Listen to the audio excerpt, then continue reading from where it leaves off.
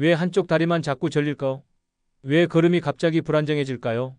왜 힘이 빠졌다가 괜찮아졌다가 반복될까요? 안녕하세요. 저는 30년간 뇌경색 전조 증상을 연구해온 이정훈 박사입니다. 사실 이런 다리의 작은 변화가 뇌에서 보내는 경고일 수 있다는 사실 알고 계셨나요? 많은 분들이 다리가 저리거나 힘이 빠지면 그냥 나이 들어서 그런가 보다 하고 넘어가십니다. 하지만 이것이 바로 뇌경색의 가장 초기 신호일 수 있어요. 특히 한쪽 다리에만 증상이 나타난다면 더욱 주의 깊게 살펴봐야 합니다. 제가 30년간 현장에서 연구하면서 만난 환자분들 중에는 다리 증상을 무시하다가 큰 위험에 빠진 분들이 정말 많았습니다. 반대로 작은 신호를 놓치지 않고 조기에 대처해서 완전히 회복하신 분들도 많이 봤어요. 뇌는 우리 몸 전체를 조절하는 중앙 컨트롤 타워입니다. 특히 다리의 움직임과 감각을 담당하는 부분에 문제가 생기면 가장 먼저 다리에 이상 신호가 나타나죠. 이런 신호를 제대로 알아차리면 뇌경색을 미리 예방할 수 있습니다. 오늘 끝까지 함께 보시면 다리에서 나타나는 뇌경색 신호 7가지와 집에서 스스로 확인할 수 있는 방법까지 모두 배우실 수 있어요. 그리고 실제로 생활 속에서 바로 실천할 수 있는 예방법도 알려드릴 겁니다. 혹시 여러분도 최근에 다리에 이상한 증상을 느끼신 적이 있으시거나 가족 중에 비슷한 고민이 있으신 분들이 계시다면 댓글로 나눠주시겠어요? 얼마 전 제 큰형님 이야기를 들려드릴게요. 큰형님이 자꾸 오른쪽 다리를 끌고 다니시는 걸 형수님이 발견하셨어요. 큰형님은 그냥 나이 들어서 그렇다며 대수롭지 않게 넘기셨죠. 하지만 형수님의 권유로 검사를 받아보니 뇌혈관이 막히기 직전 상태였어요. 다행히 조기에 발견해서 약물 치료와 생활 습관 관리만으로도 완전히 회복하셨습니다. 지금은 등산도 다니시고 건강하게 지내고 계세요. 반대로 저희 어머니 사례도 있어요. 어머니가 왼쪽 다리가 자주 저린 증상이 있으셨는데 그냥 파스 붙이고 쉬면서 넘기셨거든요. 근육이 뭉쳤나 보다, 운동을 너무 많이 했나 보다 하면서 말이죠. 결국 2주 뒤에 쓰러지셔서 지금도 재활 치료를 받고 계십니다. 정말 안타까운 일이었어요. 만약 초기 신호를 놓치지 않았다면 충분히 예방할 수 있었거든요. 이 두 분의 차이는 단 하나였습니다. 작은 신호를 대수롭지 않게 넘겼느냐, 아니면 주의 깊게 살펴봤느냐의 차이였어요. 오늘 이 영상에서 말씀드릴 내용은 여러분의 뇌 건강 관리 방식을 완전히 바꿀 수 있는 중요한 지혜입니다. 이 이야기를 끝까지 듣고 실천하셔야만 진정한 변화를 경험할 수 있어요. 혹시 아직 구독과 좋아요를 누르지 않으셨다면 지금 바로 눌러주세요. 이 채널은 여러분의 건강한 노년을 응원합니다. 이런 중요한 정보를 더 많은 분들이 알 수 있도록 구독과 좋아요로 응원해 주시고요. 끝까지 보시면 왜 지금 당장 여러분의 작은 습관을 바꿔야 하는지 분명하게 깨닫게 되실 겁니다. 끝까지 보지 않으시면 가장 중요한 실천법을 놓치게 됩니다. 마지막에 나올 단 하나의 습관이 모든 것을 바꿀 수 있거든요. 제가 30년간 연구하면서 얻은 결론은 이겁니다. 뇌경색은 갑자기 오는 병이 아니에요. 미리 신호를 보내거든요. 특히 다리에서 나타나는 신호를 제대로 알아차리면 충분히 예방할 수 있습니다. 이렇게 작은 변화 하나로도 결과가 완전히 달라질 수 있어요. 그래서 이제는 우리 일상에서 뇌경색과 직접 연결되는 다리 신호들을 하나씩 자세히 짚어보겠습니다. 다리에 나타나는 뇌경색 위험 신호 7가지를 차근차근 알아보겠습니다. 먼저 한쪽 다리 저림부터 말씀드릴게요. 양쪽이 아니라 한쪽만 지속적으로 저리는 경우 뇌에서 보내는 신호일 수 있습니다. 대한신경학회 연구에 따르면 뇌경색 환자의 60% 이상이 발병 전 한쪽 다리 저림을 경험했다고 해요.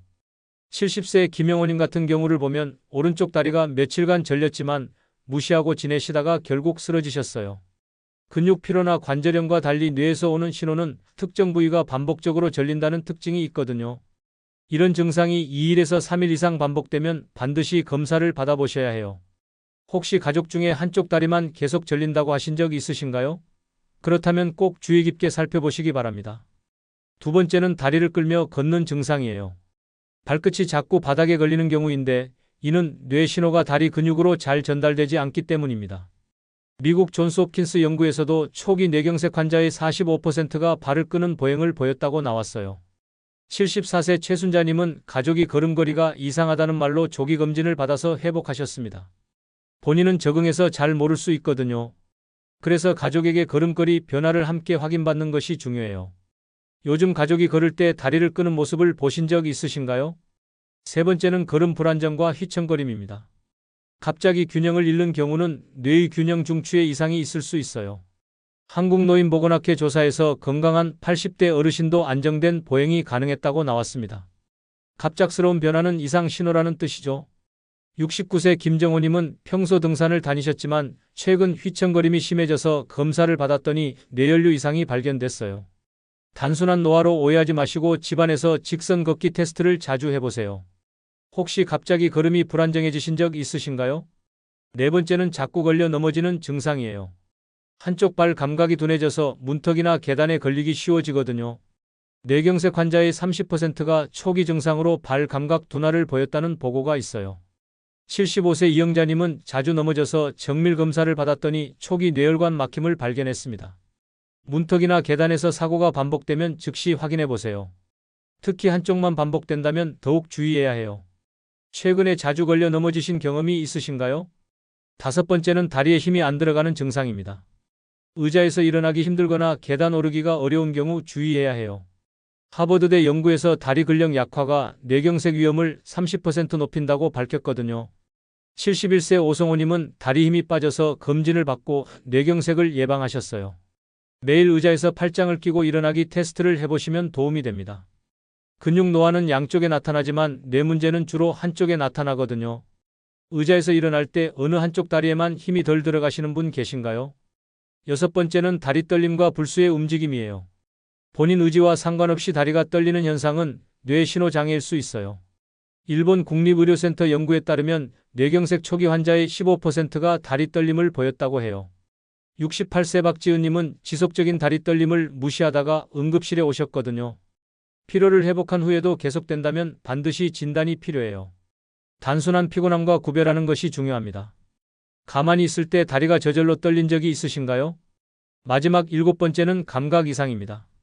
뜨겁고 차가움을 구분하지 못하거나 발바닥 촉감이 둔한 경우를 말해요. 서울대 의대 연구에 따르면 감각 이상은 뇌경색 환자의 40%에서 초기 신호로 나타났다고 합니다. 70세 윤정수님은 발바닥 감각이 둔해져서 검사를 받고 뇌연류 문제를 확인하셨어요. 아침마다 발바닥 감각을 체크해 보시고 파스나 마사지로는 해결되지 않는다는 점을 기억하세요. 최근 발바닥 촉감이 둔하거나 달라진 적이 있으신가요? 이제 이렇게 나타난 신호들을 구별하는 방법을 알았으니 생활 속에서 어떻게 예방할 수 있는지도 함께 알아봐야겠죠. 예방이 가장 확실한 치료법이거든요. 뇌경색 예방을 위한 생활 속 실천법을 완전 정리해서 알려드리겠습니다. 먼저 혈압 관리부터 시작할게요. 수축기 120 미만, 이완기 80 미만으로 유지하는 것이 핵심이에요. 같은 시간에 측정해야 정확한 수치를 얻을 수 있거든요. 매일 아침 일어나자마자 혈압을 재고 기록하는 습관을 만들어 보세요. 여러분은 혈압을 얼마나 자주 재고 계신가요? 혈압이 높으면 혈관벽에 압력이 가해져서 뇌혈관이 터지거나 막힐 위험이 커져요. 특히 아침에 갑자기 혈압이 오르는 경우가 많아서 아침 혈압 관리가 정말 중요합니다. 혈압약을 드시는 분들도 꾸준히 측정해서 약물 효과를 확인하셔야 해요. 두 번째는 혈당 관리입니다. 공복 혈당 100 미만, 식후 혈당 140 미만으로 유지해야 해요. 단 음식뿐만 아니라 탄수화물도 조심해야 하거든요. 식사 후에 가벼운 산책을 하시면 혈당 조절에 큰 도움이 됩니다. 식사 후 30분 정도 동네를 천천히 걸어보세요. 이렇게 하면 혈당 스파이크를 막을 수 있어요. 식사 후에 졸음이 심하다면 혈당이 급격히 올랐다는 신호일 수 있으니까 혈당을 체크해 보시는 것도 좋겠어요. 세 번째는 콜레스테롤 관리예요. 나쁜 콜레스테롤이 높으면 혈관벽이 막히기 쉬워집니다. 기름진 고기와 튀김 음식을 줄이고 등푸른 생선과 견과류를 주 3회 이상 드세요. 고등어, 꽁치, 삼치 같은 생선에는 오메가3가 풍부해서 혈관 건강에 정말 좋거든요. 견과류는 하루에 한 줌 정도가 적당해요. 너무 많이 드시면 칼로리가 높아서 오히려 문제가 될 수 있어요. 오늘 식탁에는 어떤 음식을 올리실 예정인가요? 네 번째는 매일 30분 걷기입니다. 뇌연류 개선에 가장 효과적인 운동이 걷기거든요. 너무 빠르거나 느리면 효과가 떨어지니까 대화가 가능한 보통 속도로 30분 이상 걸어보세요. 걸을 때는 팔을 자연스럽게 흔들고 발 뒤개치부터 착지하는 것이 좋아요. 처음에는 10분부터 시작해서 점차 늘려가시면 됩니다. 비가 오는 날에는 실내에서 제자리 걷기도 좋고요. 오늘 하루 몇 분이나 걸어보셨나요? 다섯 번째는 뇌혈관에 좋은 음식을 드시는 거예요. 마늘, 호두, 블루베리, 시금치가 대표적이거든요. 과다 섭취보다는 적정량을 꾸준히 드시는 것이 중요해요. 하루에 마늘 2쪽, 호두 5알 정도가 적당합니다.